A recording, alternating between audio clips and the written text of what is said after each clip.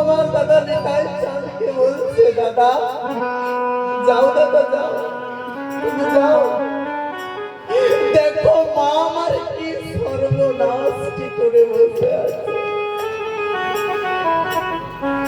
ও মা, এমন ভাবে যদি নামে রুচি না হয় গো, এমন ভাবে যদি নামে রতি না হয়, যদি নামের প্রতি প্রেম না হয়, তাই বলছে না মা, হেন কৃষ্ণ নাম যদি না হয় বহুবার, তোমার কোনো লাভ নেই গো, কোনো লাভ নেই।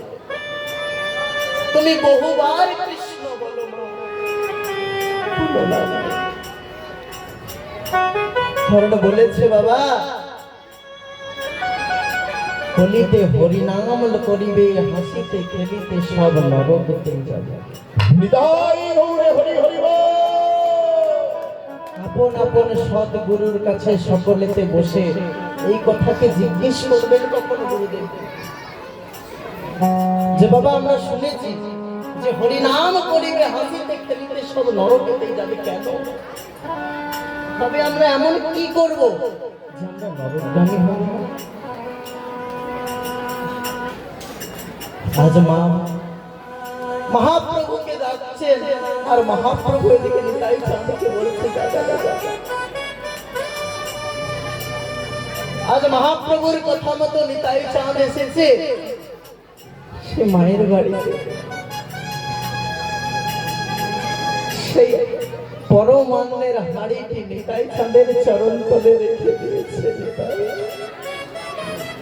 তুমি কৃপা করো নিতাই, কারণ কোন জীবে যদি নিতাই কৃপা করে তার কখনো গৌর কৃপা হয় না।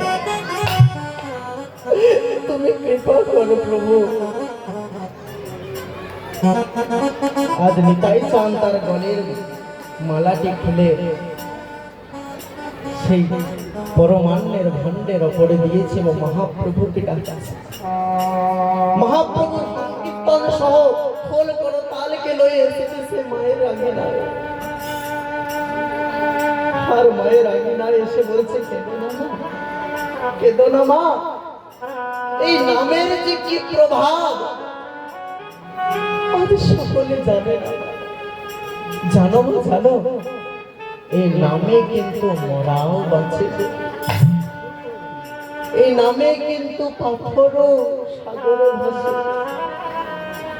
এই নামও কিন্তু সোলা ডুবে যায় জলে। এই নামের যে কি গুণ, গাও মা গাও। আজ মহাপ্রভু খোল করো তাল সঙ্গে লয় এই সকল ভক্ত গণকে সঙ্গে করে প্রভু হরি হরয়ে নম কৃষ্ণ।